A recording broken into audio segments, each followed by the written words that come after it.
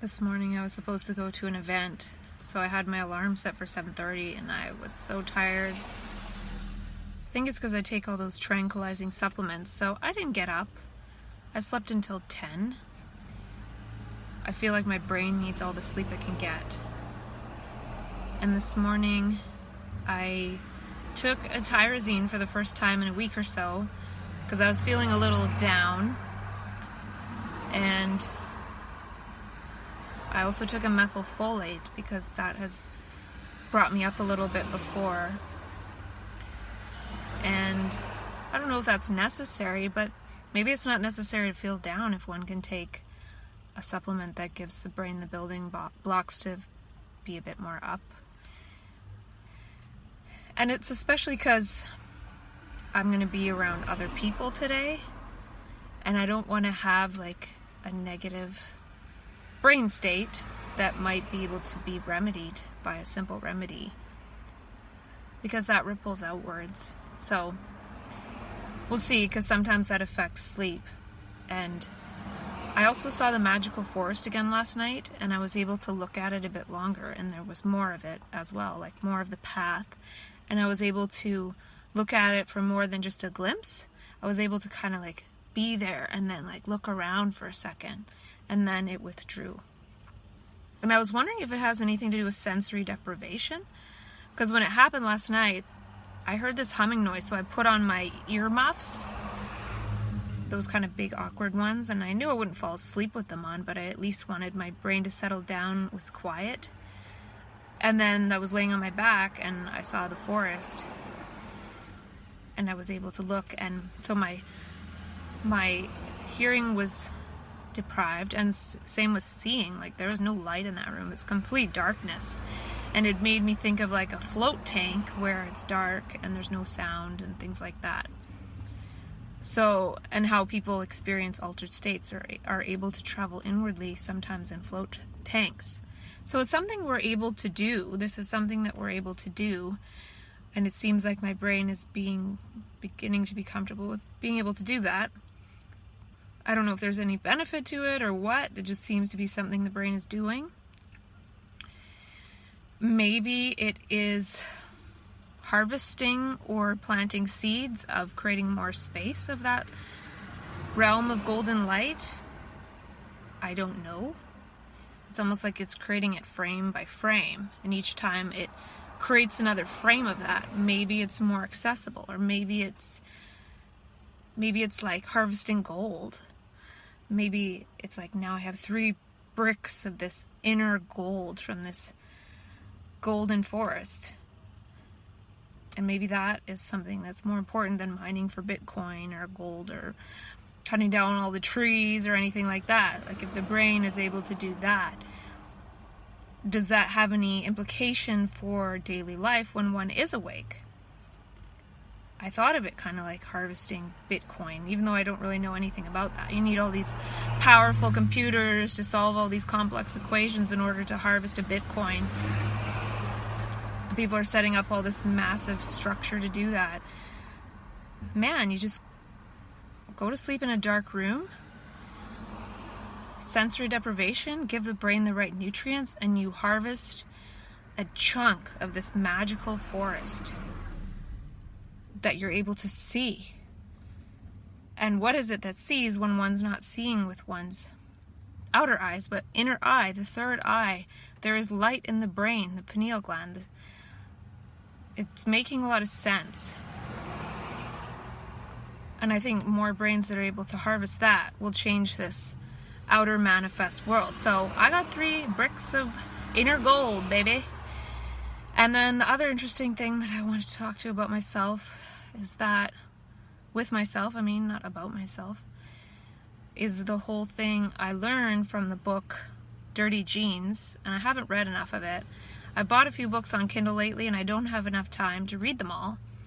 But I did get an interesting bit, which was the bit about how folic acid blocks methylation. It blocks methylfolate. Methylfolate is supposed to bind to things to increase methylation, which is an epigenetic thing for proper DNA expression.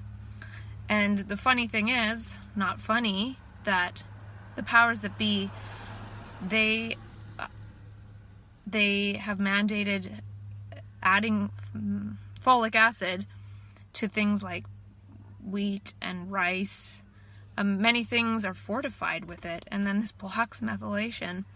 So I like burritos with rice and the whole wheat tortilla, but I might switch from getting a burrito to maybe getting Freshie, which you can get a chard wrap, which is not the wheat, and you can also get quinoa, which I'd have to look into it to see if it's fortified with folic acid, because after my hospitalization 2 years ago, I started eating a lot of rice because it's cheap, but that could have been messing up methylation and epigenetic expression.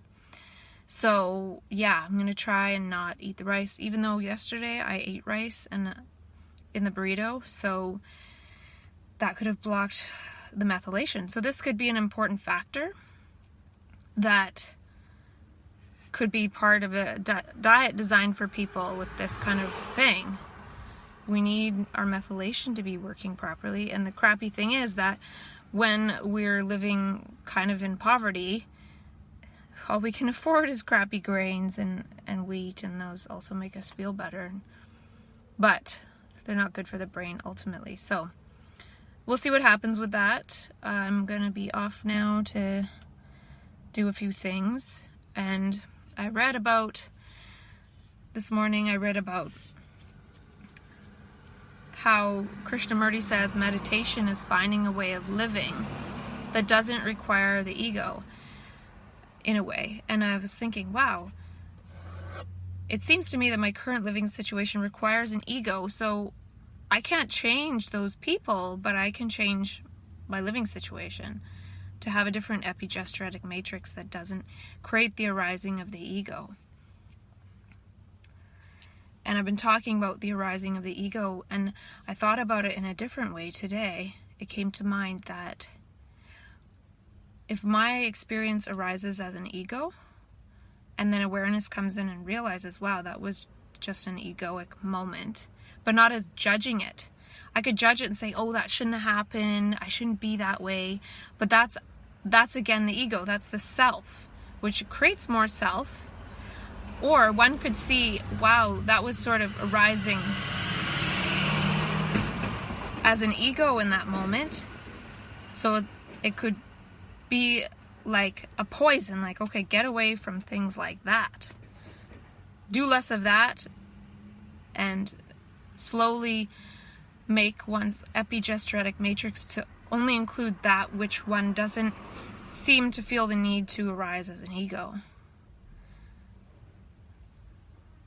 So it can actually be a compass as opposed to something bad. And that's what my brain is doing lately. It's seeing all these things that might have been seen as bad and seeing them as a compass, or seeing them as there's this positive side to it.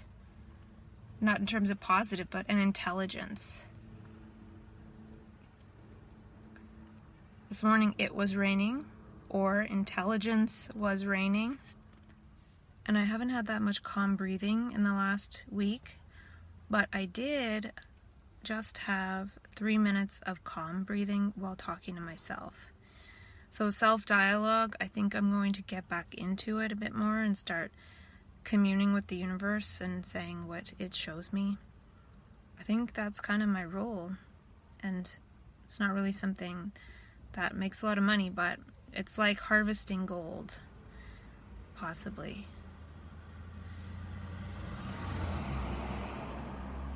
Some days I've literally had no calm breathing, so self-dialogue is calmness.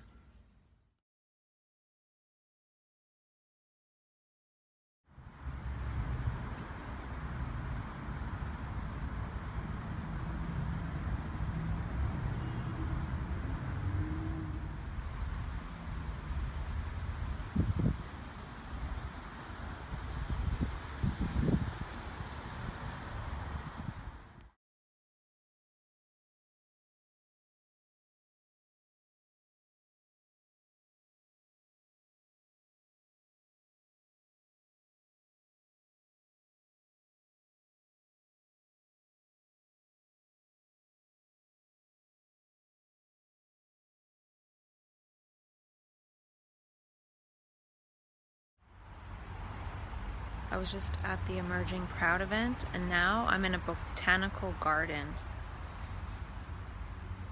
And I want to say hi to as many varieties of trees that I can. Oh my god, look at the feather that I just found. How awesome. Putting it in this notebook, just like Forrest Gump.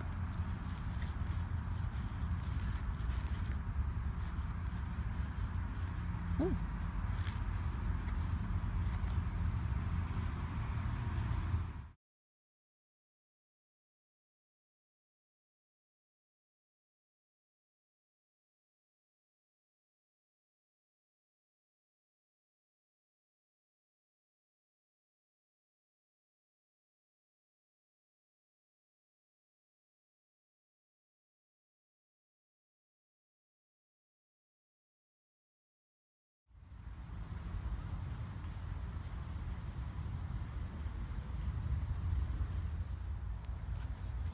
Nice to meet you, Mr. Redwood. Looks like you're green, too.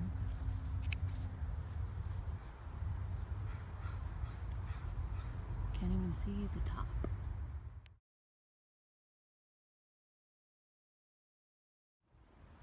I know nothing about trees. And this is a giant sequoia planted like 50 years ago, and these things live apparently for 3,500 years sometimes. So I'm touching this thing. This thing could live another 3,500 years.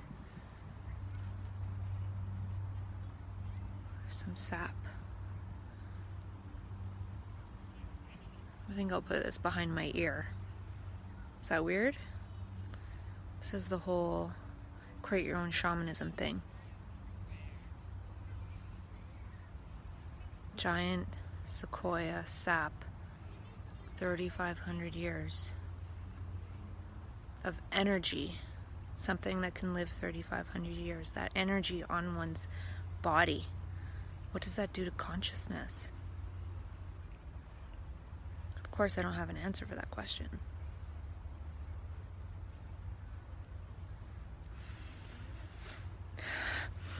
It almost smells a little bit like dill pickles.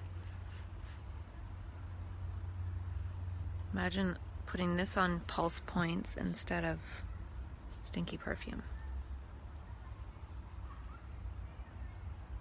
Oh, I know where I need some. Right here. The third eye.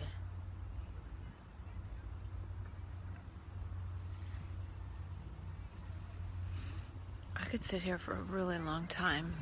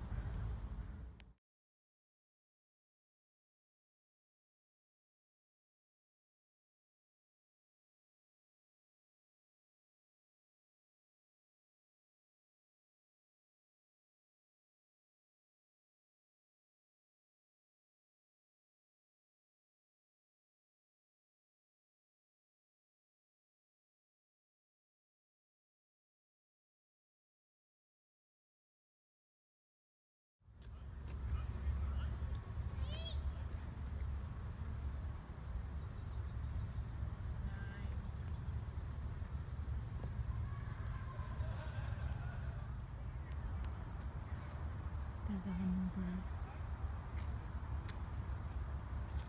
There, the sea is moving. Right at the top, well, not the very top, on the right hand side, on that short little branch, above or below the bushy tuft. It's a hummingbird. It's a bare branch, but there's a little bird sitting on it.